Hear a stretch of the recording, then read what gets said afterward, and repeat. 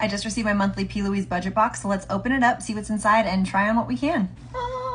I do buy these myself every single month. It's about $56 USD, and that includes shipping. Shipping's expensive. Dang though, it looks like we have a lot of products inside. We have some lashes. I am not a fake lash wearer because I just have naturally long lashes. I know, I'm blessed. I also use Grande Lash. Not sponsored, but I'm gonna probably give these to a friend just because I'm not a lash wearer. Let's see what else. I have some bases, it looks like. These are lip bases. Achieve the perfect pout. Hydrating formula, stays put all day. Look at these shades. Okay, this is the shade Power Hungry, True Love's Kiss, and She's a Baddie.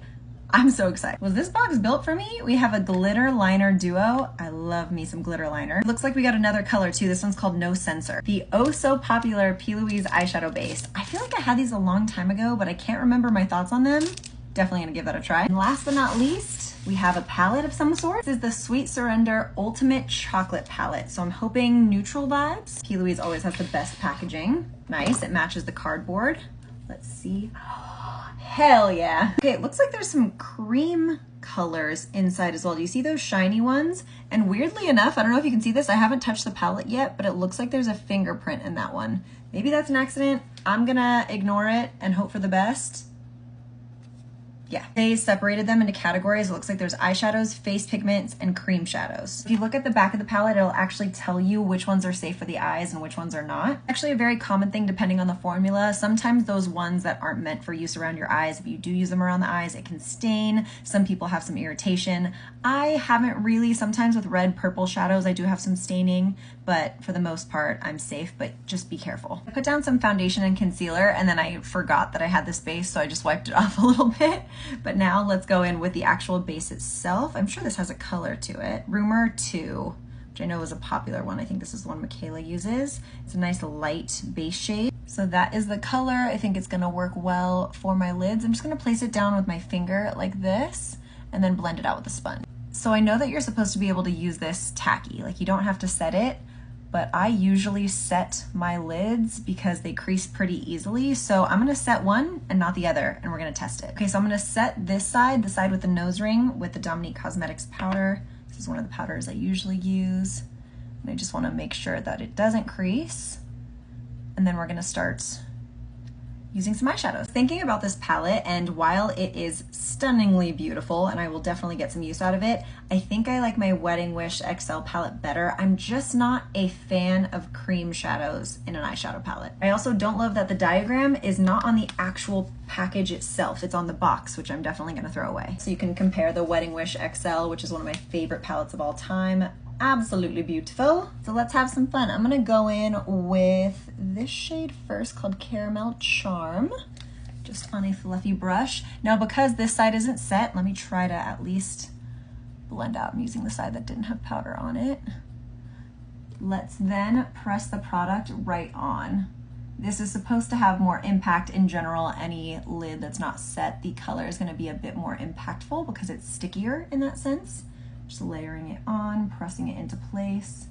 Pressing it is also gonna make sure that it's less patchy. I went in with a few layers of that, and now let's switch to the other side, the side that is set. And this is how I would normally add the shadows on. And let's give it a fair shot, because I did do a few layers.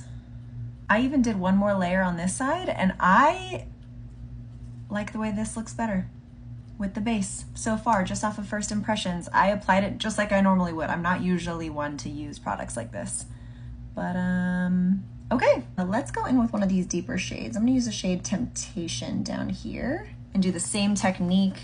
I'm going to press on to the shadow here, just press, and then slowly work my way up.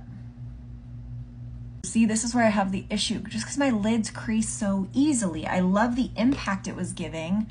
I'm just having a hard time with it not creasing.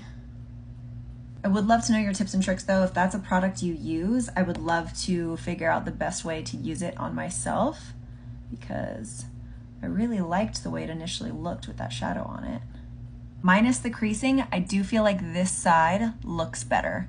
This side looks a bit more patchy, and I feel like I can see like my skin texture a bit more. So we have the cream shadows. I feel like we have to use one. Let's use this lightest one because I feel like that's one I would get a lot of use out of if I were to use the cream shadows. And let's try to cut the crease.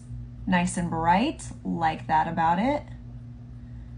Let me tell you right now, I don't usually cut my crease, so this is gonna be interesting.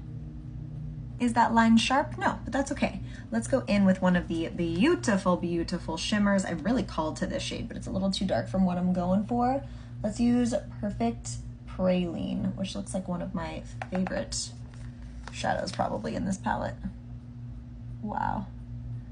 Any kind of tacky base, again, is gonna really hold on to that, although P. Louise shadows, you can or can't use a tacky base and both will look stunning. Let's see if this base can go over powder.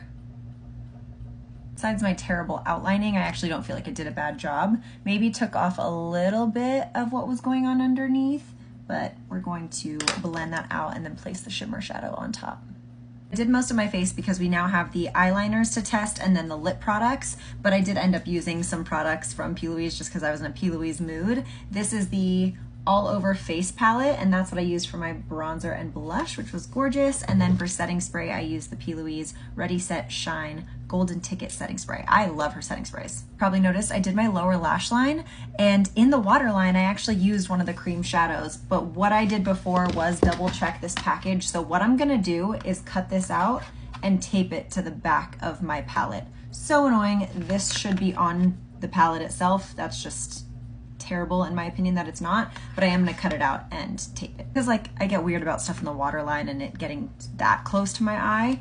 And then on the lower lash line I just use that same Temptation shade that we used in the darker outer corner. Look at these and tell me these aren't gonna be stunning.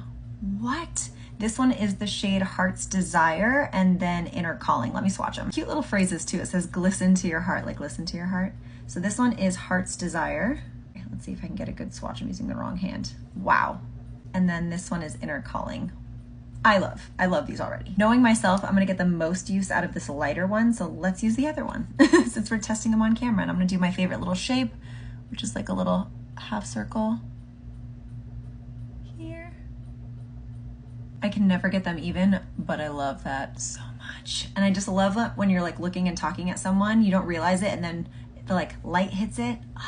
I mean, I'm just a girl that loves glitter. I will say I like these specifically too because you probably can tell, but they have multiple glitter shades in it. So it's not your standard just silver, just pink, which I like because I do have standard colors in my collection already. So this is something different. Let's test some lip shades. I think I'm gonna use one as a liner and then one as a like lipstick style. This is the shade No Censor. It comes out like a regular lipstick shade, or like a lip gloss.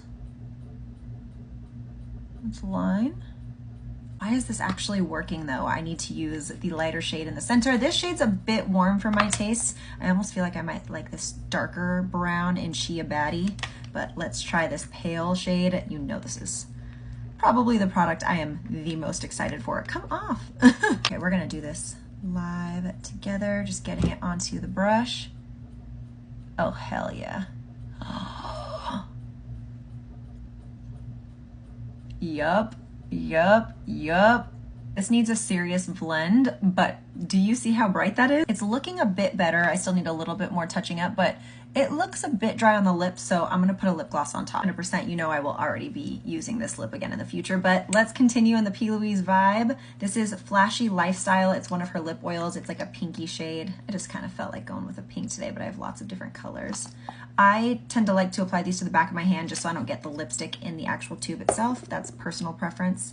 And then I put it on my finger. Look how pretty. Just try it on. A definite yes. What do you think? Do you like this box?